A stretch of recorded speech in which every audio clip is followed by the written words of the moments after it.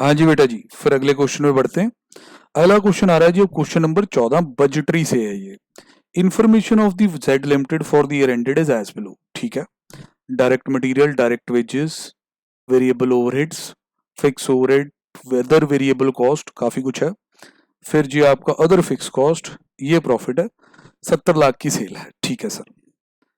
During the year the company manufactured two product X and Y and the output and the cost were this. अच्छा, मतलब ये दो product थे income statement में। Information इतनी detail नहीं थी क्योंकि वो जेड लिमिटेड की इकट्ठी थी।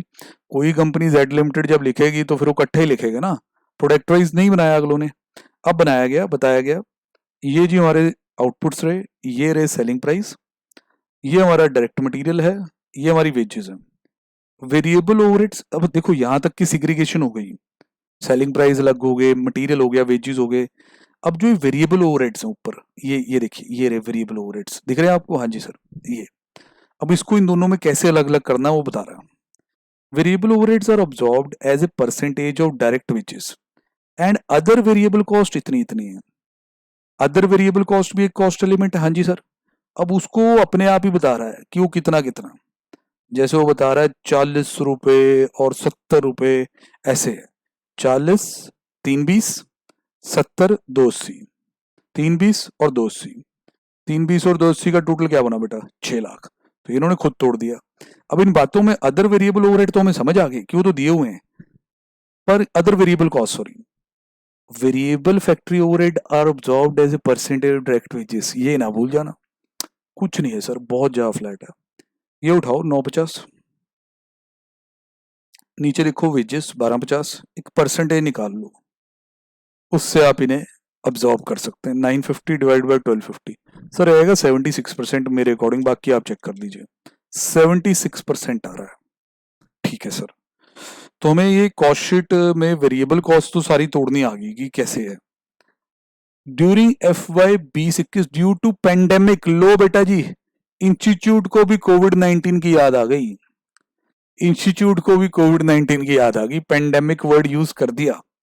It is expected demand for XY will follow by 20% and 10%। बेटा सबका ये हाल है।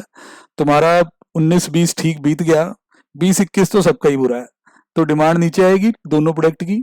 इट इज ऑल्सो एक्सपेक्टेड कि direct wage cost will raise by this much. ठीक है, अदर फिक्स कॉस्ट इतना, product will be required to be sold at a discount, सब कुछ ही बुरा, सारी तरफ से बुरा।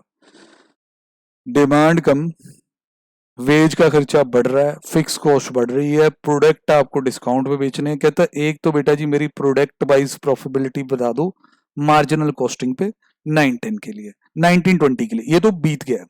इसका तो इसको टोटल बताया, ये चाहता है कि ये प्रॉफिट में से आप मुझे अलग अलग बता दो कि किस किसने कितना कंट्रीब्यूट किया। मार्जिनल कॉस्टिंग पे चाहता है, टेक्निकली बन भी मार्जिनल कॉस्टिंग भी सकता है। सेल्स पता है, वेरिएबल कॉस्ट पता है, हम कंट्री तक पहुंच सकते हैं। पर क्वेश्चन ने फिक्स कॉस्ट को बांटने की तो हमें इजाजत ही नहीं दी। ये भी फिक्स्ड है, ये भी फिक्स्ड है।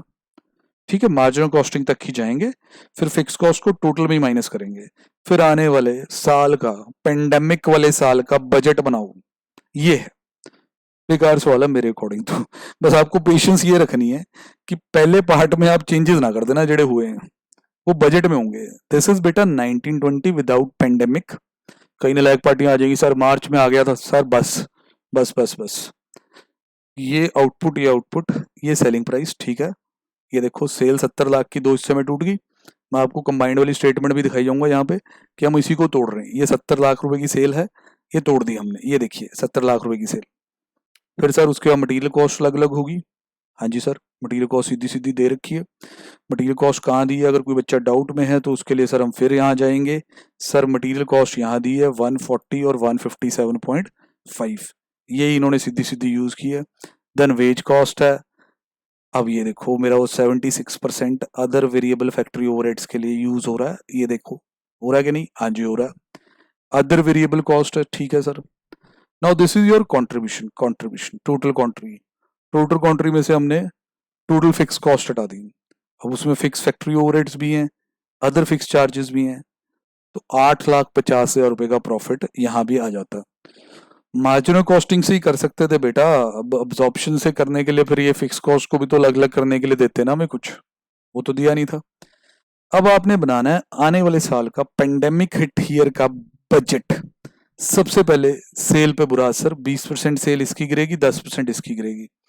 तो सेल सर 8,000 हुई थी पहले, 20% गिरा के 6400, 4,000 हुई थी, 10% गिरा के 3600। ठीक है सर, सेलिंग प्राइस भी आपको कम करना पड़ेगा, 20% ऑफ देना होगा, 20% ऑफ देना होगा, 600 वाला 550 वाला। ये आ गई सेल्स।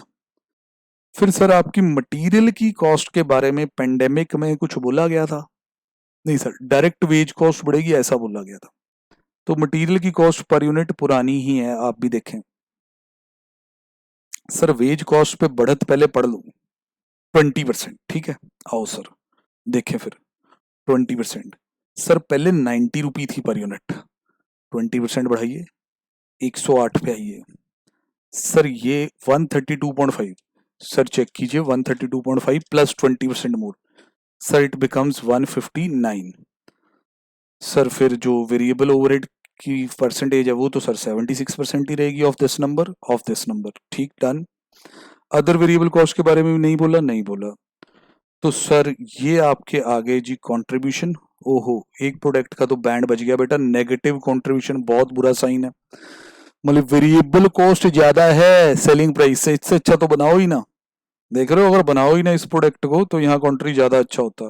फिर एक और बुरी खबर है, अदर फिक्स कॉस्ट भी बढ़नी है, इसके बारे में भी यहाँ लिखा हुआ। तो बिल्कुल पेंडेमिक में जैसा हमारा हाल हो रहा है, बिल्कुल ये क्वेश्चन वैसा दिखा रहा है। ठीक है, उस हिसाब से क्वेश्चन शायद आ भी जाए, करंट थीम के साथ मैच करता है। ज्यादा इंपॉर्टेंट नहीं है, ऐਵੇਂ ही सोचो, वो तो चलो पेंडेमिक लिख दिया। अब सर कुछ इसमें चीजें आई है थ्योरी वाली, ये जीरो बस्टिंग, कॉस्ट प्लस, ये सब वैसे दे रखा होता। फिर describe the operation costing with 2 example of industry where it is applied. हल्का हल्का आइडिया ले लेते हैं। डिस्क्रिशनरी कॉस्ट सेंटर क्या होता है? सर डिस्क्रिशनरी कॉस्ट ये होती है कि जहां आपकी विलिंगनेस है कि स्पेंडिंग करनी है या नहीं करनी। Example of discretionary cost centre are research and development, advertisement. Output कहता है जी इनका कोई मेजर नहीं हो सकता विद सर्टेनिटी, और कोरिलेशन नहीं बन सकती कॉस्ट इनकट के साथ।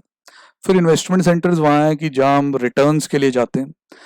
तो कहता है जी performance of these responsibility centres are measured on the basis of returns. For example investment centres are Maharatna, Navratna and Miniratna companies of PSU. अब कहाँ रह गए रत्न, सारे रत्न तो बिक गए। तो कॉस्ट प्लस कॉन्ट्रैक्ट्स का ये नहीं मैं पढ़ाऊंगा, ये सीधा क्वेश्चन आपको पता है। अब जीरो बेस बजटिंग क्या होता है ये थोड़ा सा याद कराता हूँ। तो देखो बजट बनाने के ना 2 तरीके हैं। एक तो है पिछले बजट को बेस मान के कि उसी में चेंजेस कर दो, ये पहले इतने का आया था अब ये आएगा। एक होता है जीरो बेस्ड, कि जो पहले हुआ हुआ है, आज मैं पहले देखूंगा कि ये चीज चाहिए तो मैं इसके लिए बजट दूंगा। देखो थोड़ा, it provides a systematic approach for evaluation of different activities and rank them in order of preference for the allocation of resources. It ensures various functions जो ऑर्गेनाइजेशन कर रही है क्रिटिकल है अचीवमेंट ऑब्जेक्टिव के लिए। मतलब जीरो बेस बजटिंग हर चीज के लिए पहले पूछेगी बताओ ये जरूरी है, ये खर्चा क्यों कर रहे हो, बगैर इसके नहीं चल सकता। ये नहीं देखेगी पिछली बार हुआ था, ये पूछेगी आपसे कि इस बार इसकी जरूरत है कि नहीं। ठीक है जी। It provides an opportunity to management to allocate resources for various activity only after having a thorough cost benefit analysis. मतलब चेक करके जांच के कि जो खर्चा हो रहा है तो बदले में फायदा भी होगा कि नहीं। And chances of arbitrary cuts and enhancements are thus avoided. Wasteful expenditure आपके वाइप आउट हो जाते हैं, और डिपार्टमेंटल बजट ऑर्गेनाइजेशन के ऑब्जेक्टिव के साथ लिंकेज बना लेता है। सर फिर उन्होंने कहा कि आप ऑपरेशन कॉस्टिंग कोस्टिंग बताओ, तो वहां उन्होंने एग्जाम्पल दिए हुए हैं जैसे रेडीमेड गारमेंट, ज्वेलरी, तो ये थोड़ा पढ़ लेना। तो इसी के साथ ही बेटा जी आपका आरटीपी खत्म होता है। अच्छी तरह से करें, जहां जहां क्वेश्चन में है पॉइंट वहां ज्यादा जोर दें, बाकी जो चीजें नॉर्मल है उसको बार बार देखने की जरूरत नहीं है। ओके जी बेटा, bye bye, best of luck.